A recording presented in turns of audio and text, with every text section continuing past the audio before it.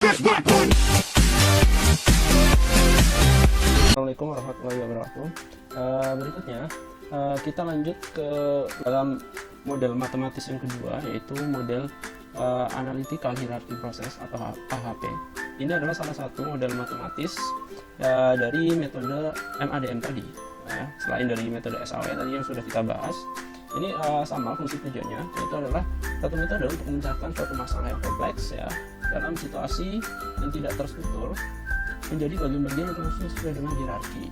Cuman bedanya nanti di AHP ini Anda diminta untuk membangun sebuah hierarki dari sebuah masalah, sehingga nanti diketahui dari hierarki itu tujuannya apa, dan kemudian kriteria-kriteria di dalam tujuan itu apa, sehingga menghasilkan suatu alternatif yang terbaik dari beberapa pilihan alternatif yang ada. Nah, ini contohnya tipe hierarkinya seperti ini, dan kemudian kita coba langsung saja ke latihannya untuk metode AHP ini.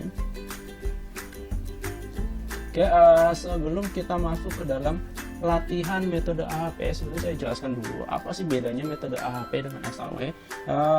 Secara garis besar atau secara umum, AHP dan SAW ini fungsi tujuannya sama-sama untuk menentukan suatu alternatif ya, atau secara umum itu untuk menyelesaikan suatu permasalahan yang kaitannya dengan pemilihan dari beberapa alternatif yang ada.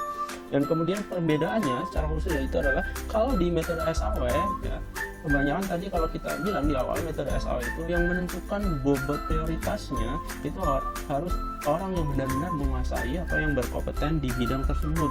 Nah, disinilah kekurangannya metode SAW, bahwa ketika pada saat menentukan bobot dan kemudian menentukan prioritasnya itu sudah tidak tepat atau orangnya sudah tidak tepat, maka hasil dari perhitungan matematisnya itu nanti akan bias atau tidak bisa dipertanggungjawabkan. Tetapi ketika kita menggunakan metode AHP ini, ketika yang menentukan bobotnya, dan kalau di AHP ini nanti bobot itu dituangkan dalam bentuk kuesioner yang skalanya itu 1 sampai 9. Nah, ketika pengisian ini sudah ditentukan baik nanti oleh orang yang berkompeten atau tidak, nanti di dalam AHP ini ada yang namanya suatu formulasi atau rumus tambahan yang tujuannya adalah untuk menentukan konsistensi rasio dari kuesioner yang sudah diisi oleh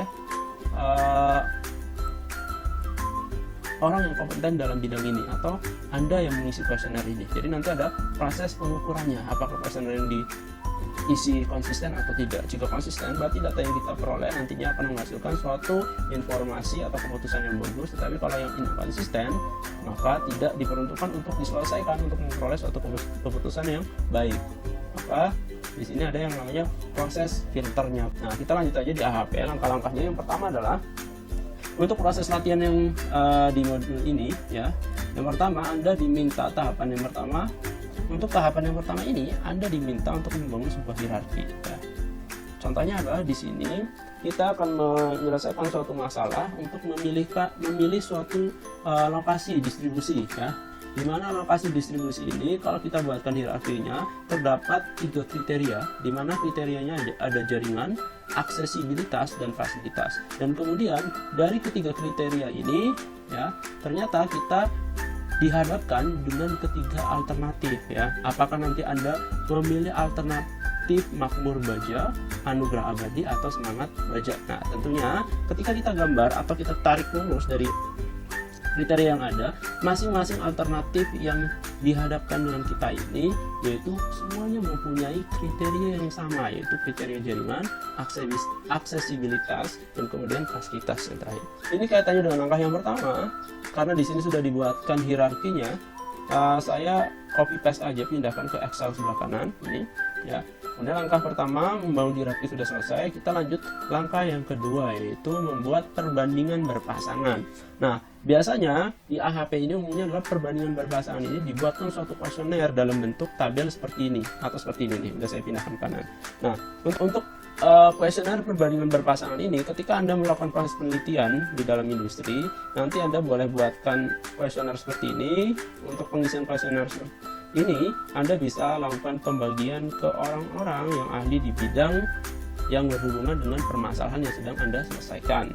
Nah, tentunya karena kaitannya dengan kuesioner berarti tidak boleh satu orang saja yang mengisi, melainkan harus lebih dari beberapa orang, dan tentunya jumlah orang yang mengisi di sini sudah ada standarnya di AHP. Nanti Anda tinggal pelajari aja teorinya di kelas teori manajemen distribusi and delivery.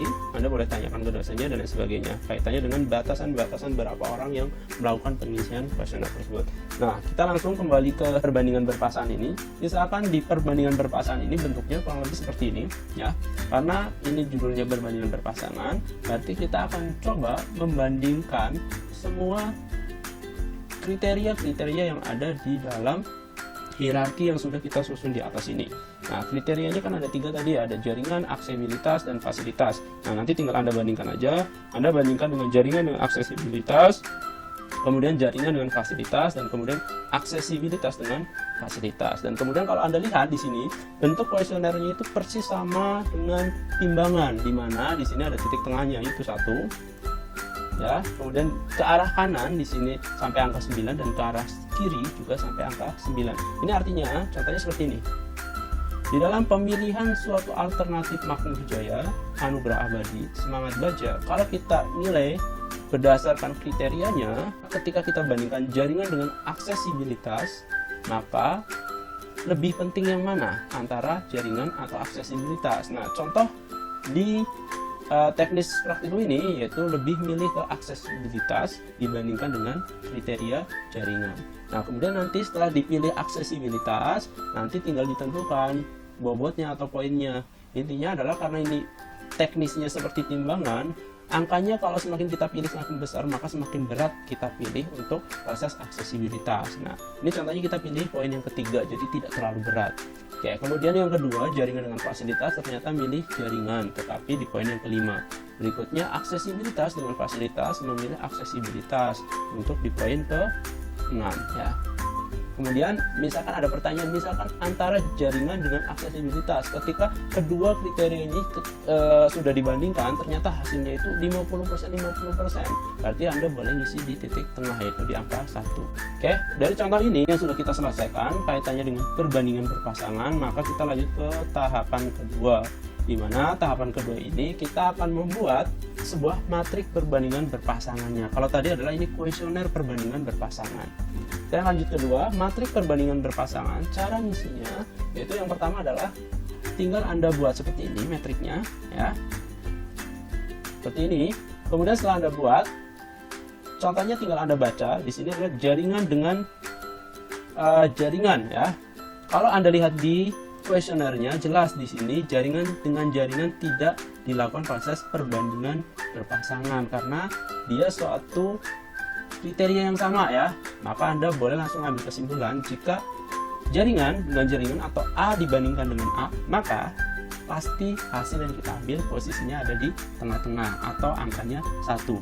Maka di sini ya sebagai contoh langsung saya tulis 1, kemudian di sini juga 1, di sini juga 1. Artinya apa ini? Jaringan dengan jaringan, aksesibilitas dengan aksesibilitas, kemudian fasilitas dengan fasilitas. Oke, ini isi aja tanpa melihat kuesioner. Kemudian berikutnya adalah kita akan coba membandingkan antara jaringan dengan aksesibilitas. Berarti poinnya ada di sini. Di sini kenapa 1/3 ya? Kalau kita lihat adalah di kuesionernya ketika dibandingkan jaringan dengan aksesibilitas, ini lebih berat aksesibilitas dan kemudian poinnya itu ada di sebelah kanan. Dan di poin ketiga, jika dia posisinya di sebelah kanan, maka Anda lakukan proses pembagian yaitu 1 per dengan angka yang ada di sini atau 1/3. Kemudian yang kedua adalah jaringan dengan fasilitas ya. Jaringan dengan fasilitas. Kita lihat jaringan dengan fasilitas ya. Ternyata di kuesionernya di sini dipilih jaringan dan poinnya 5 karena posisinya ada di sebelah kiri posisi tengah ya. Sebelah kiri posisi tengah, maka kebalikannya di sini ya. Kalau sebelah kanan tadi 1/3, kalau sebelah kiri kebalikannya, berarti poin ini 5 dibagi dengan 1. Ini hasilnya. Dan berikutnya adalah kita lihat aksesibilitas dengan fasilitas. Kalau kita lihat di metriknya sebelah kanan, aksesibilitas berarti yang ini, dengan fasilitas berarti yang ini, posisinya titik temunya di sini. Kalau kita lihat dia milih aksesibilitas dan kebetulan posisinya berada di sebelah kiri titik tengah, maka nilai yang ada di sini diseper atau dibagi 1. Nah, ini nilainya 6/1. Oke. Kemudian pasti ada pertanyaan kaitannya dengan ini. Tadi kita baru isi yang ini, dan yang ini. Ya. Jadi kita hapus. Oke, biar Anda tidak bingung. Oke.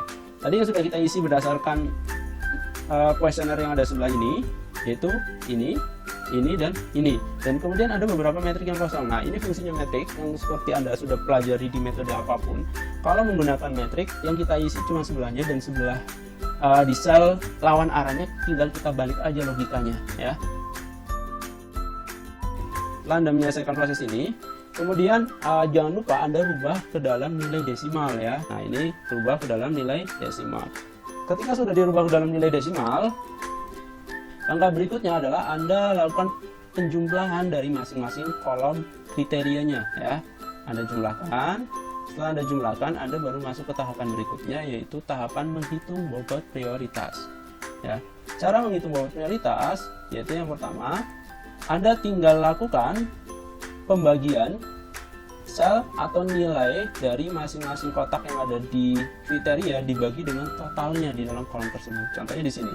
Ya, untuk menghitung bobot prioritas jaringan dengan jaringan, berarti metrik yang ada di sini yang dalam bentuk nilai desimal, ya. Kemudian Anda bagi dengan jumlah dari kolom yang ada di sini dan seterusnya.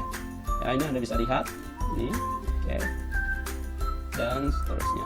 Dan kemudian setelah Anda hitung, Anda tinggal hitung jumlahnya, ya. Anda sum saja, sum untuk masing-masing kriteria yang ada, ya. Jadi nanti sumnya itu dalam bentuk baris, ya. Anda sum. Kemudian setelah Anda sum, hitung bobotnya. Cara menghitung bobotnya Anda boleh lihat di sini, yaitu dari jumlah yang tadi Anda total, ya. Kemudian nilai yang ada di sini Anda bagikan dengan totalnya. Ini kayak bobot rata-rata saja, ya. Nah, kemudian total dari bobotnya itu harus sama dengan 1, tidak boleh lebih dari 1, ya. Ya, kalau sudah selesai di tabel menghitung bobot prioritas, langkah berikutnya adalah Anda menghitung konsistensi rasio, ya. Nah, tadi yang sudah saya jelaskan bahwa di sini ada proses saringan di mana dalam proses pengisian data di kuesioner ini sudah betul atau tidaknya, ini harus melewati proses konsistensi rasio atau perhitungan konsistensi rasio. Oke, caranya adalah untuk menghitung konsistensi rasio, Anda tinggal perkalian metrik, ya. Anda masukkan nilai dari pengisian kuesioner yang dalam bentuk desimal, bilangan desimal yang ada di atas ini, ya. Dari sini, data nilai dalam bentuk desimal yang diambil dari kuesioner ini, Anda masukkan ke sini, ya. Kemudian Anda kalikan dengan bobot yang sudah kita hitung di sini, ya. Ini adalah perkalian metrik, ya. Nanti caranya adalah untuk mengkalikan ini, nanti lihat ini Anda kali dengan ini, ya. Kemudian yang ini Anda kali dengan ini, yang ini Anda kali dengan ini, kemudian dijumlah, ya. Jumlah dan hasilnya di sini. Dan kemudian yang berikutnya sama, ya. Kemudian setelah diketahui nilai konsistensi rasio dari masing-masing kriterianya, langkah berikutnya adalah Anda menghitung lambda 1, lambda 2, dan lambda 3, ya. Untuk menghitung lambda 1, caranya sangat mudah, yaitu hasil perkalian yang di atas metrik ini atau perkalian metrik ini Anda bagi dengan nilai bobotnya, ya. Ini adalah nilai bobot, ya. Boleh ambil dari sini atau Anda ambil dari sini juga nggak masalah karena nilainya sama. Ini Anda bagi dengan ini, nanti hasilnya lambda 1. Ini dibagi dengan ini, nanti hasilnya lambda 2, dan seterusnya, ya. Setelah Anda hitung ini, langkah berikutnya adalah Anda menghitung lambda maksimum. Caranya cukup Anda lakukan Anda sum kemudian dibagi dengan berapa jumlah kriterianya, ya, bukan berapa jumlah lambdanya. Kemudian Anda baru cari CI-nya, ya, konsistensi indeksnya secara percentage. Nah, cara mencari konsistensi indeks, ya, maka rumusnya, ya, ini sebenarnya rumus-rumusnya sudah tercatat di dalam modul, ya. Nanti rumusnya tinggal lambda maksimum Anda kurangi dengan 3 itu adalah nilai dari berapa jumlah kriterianya, atau sama saja diambil dari sini nih, ya. Ini cukup mewakili berapa jumlah kriterianya. Kemudian dibagi dengan 3-1. Nah, 3-1 itu adalah 3 itu kriteria, 1 itu adalah karena kita ambil secara sampel. Berikutnya, rasio konsistensi ini C1/R1, di mana R1 adalah indeks random konsistensi. Ketika hasil perhitungan rasio konsistensinya itu sama dengan atau lebih kecil daripada 0,1, maka hasil perhitungan di atas itu sudah dapat dibenarkan ya, atau datanya tidak bias ya. Nah, kita tinggal hitung aja rasio konsistensinya dengan cara nilai konsistensi indeksnya Anda bagi dengan nilai RI. Nanti nilai RI itu didapat dari tabel statistik untuk sebaran distribusi normal. Nanti biasanya kami sediakan dalam bentuk screenshot tabelnya. Ini contohnya, karena N-nya itu 3 ya, dalam artian N itu adalah jumlah kriterianya 3, maka nilai RI-nya 0,58. Nah, nanti Anda tinggal masukkan saja untuk menghitung nilai rasio konsistensinya. Karena nilai RK rasio konsistensinya itu 0,082, maka dapat disimpulkan bahwa data di atas sudah benar untuk pengisian kuesionernya. Maka tinggal dilanjutkan untuk melakukan proses berikutnya ya. Proses berikutnya yang perlu Anda lakukan adalah Anda melakukan pengisian kuesioner lagi persis sama yang di atas, cuman yang Anda sediakan untuk melakukan pengisian kuesionernya itu bukan perbandingan berpasangan antara kriteria dengan kriteria, melainkan kita turunkan lagi ke level berikutnya berdasarkan hierarki yang sudah kita buat ya. Hierarki yang sudah kita buat, yang pertama adalah kita akan buat untuk jaringan ya, kuesioner untuk jaringan, tetapi yang dibandingkan berpasangan adalah alternatifnya ya. Contohnya seperti ini pertanyaannya kalau dalam bentuk kalimat ya, karena ini sudah saya rubah menjadi tabel. Contohnya untuk jaringan misalkan gini.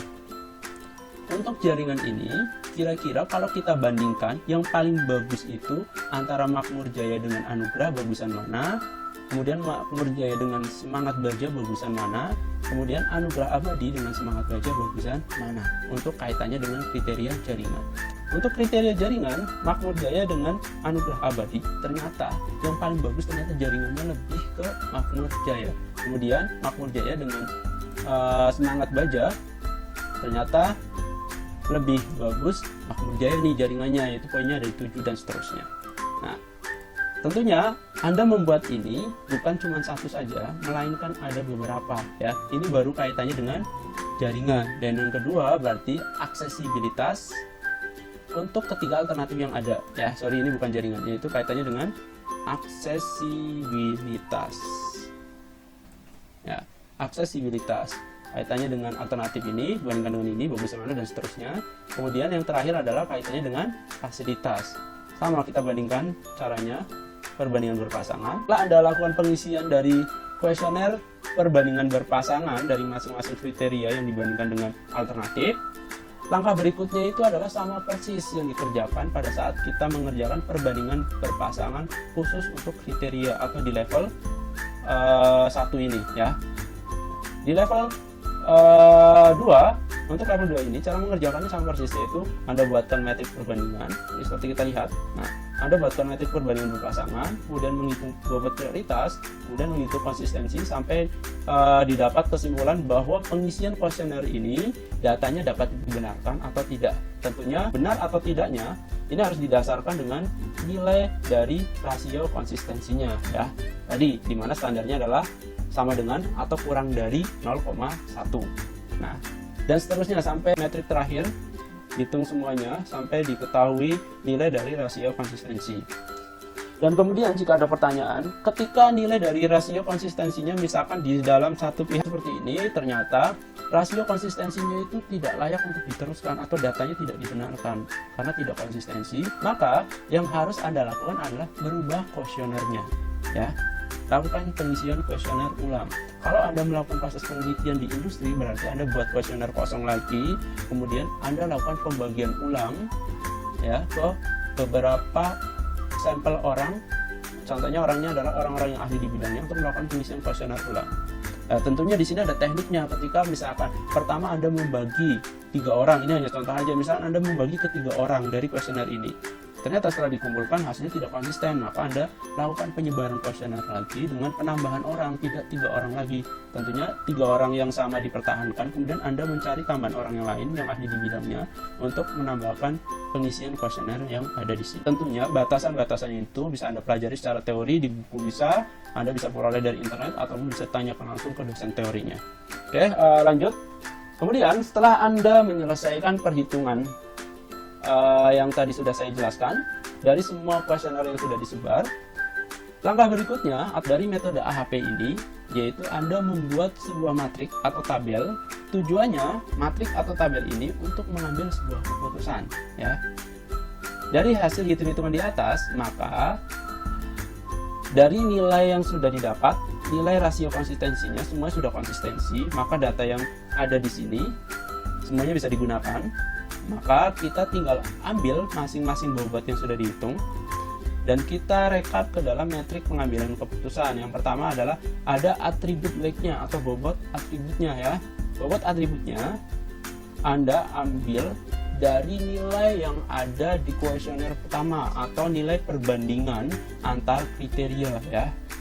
Berarti Anda ambil dari yang pertama ini dan ambil nilainya dari nilai sini ya. Ini adalah bobot yang Anda ambil dan kemudian Anda masukkan ke dalam tabel sini ya. Yang tadi dalam bentuk kolom, Anda rubah dalam bentuk garis. Dan berikutnya, nilai-nilai yang ada di sini, ya, nilai-nilai yang ada di sini, Anda bisa ambil dari hasil perhitungan kuesioner perbandingan kriteria yang sudah dihubungkan dengan masing-masing alternatif, ya. Berarti untuk yang pertama, berarti diambil dari sini, Nah, diambil dari sini, bobot sini nanti Anda copy paste saja. Pindahkan ke sini ya, pindahkan ke sini dan seterusnya. Oke. Total kuesioner yang kita sebarkan tadi ada 4. Yang pertama adalah kuesioner perbandingan antar kriteria. Yang kedua adalah kuesioner perbandingan kriteria jaringan yang dihubungkan dengan ketiga alternatif tersebut. Kemudian aksesibilitas kriteria yang dibandingkan dengan ketiga alternatif tersebut. Terus kuesioner terakhir, kuesioner keempat yang kaitannya dengan kriteria fasilitas yang sudah kita kaitkan dengan ketiga alternatif tersebut. Setelah didapat semua bobotnya, kemudian Anda tinggal hitung saja alternatif evaluation-nya ya. Untuk menghitung ini caranya sama persis dengan metode AHP. Untuk metrik yang terakhir yaitu tinggal bobot yang ada di sini Anda kalikan dengan sini, kemudian dijumlah, bobot ini kalikan dengan ini, dijumlah, ini dikalikan dengan ini, hasilnya ini, dan seterusnya. Dan setelah didapat, barulah nanti Anda pilih nilai yang paling terbesar ya, maksimum. Anda pilih nilai yang paling terbesar dari ketiga alternatif ini yaitu 0,719. Itu berada di alternatif MJ ya, kita pilih. Maka dari hasil ini dapat disimpulkan bahwa keputusan yang kita ambil ya, keputusan yang kita ambil yaitu dari ketiga kriteria yang ada kaitannya dengan kriteria jaringan, aksesibilitas, fasilitas, ternyata alternatif terbaiknya adalah Makmur Jaya atau MJ dengan nilai 0,719. Oke, untuk kedua metode yang tadi kaitannya dengan metode SAW dan metode AHP yang sekarang ini sudah kita selesaikan, dan kemudian nanti kaitannya dengan tes formatif di dalam praktikum ini nanti Anda boleh baca di modul dan saya tuliskan untuk data-datanya. Dan kemudian mungkin untuk praktikum kali ini kaitannya dengan data-data isian di tabel pertama, kaitannya dengan tabel kuesioner dan berikutnya mungkin sudah kami sediakan. Nanti ketika Anda melakukan penelitian untuk proses tugas akhir dan lain sebagainya, itu Anda harus lakukan proses observasi atau dan lain-lain ya. Oke, mungkin dari saya cukup dan terima kasih. Assalamualaikum warahmatullahi wabarakatuh.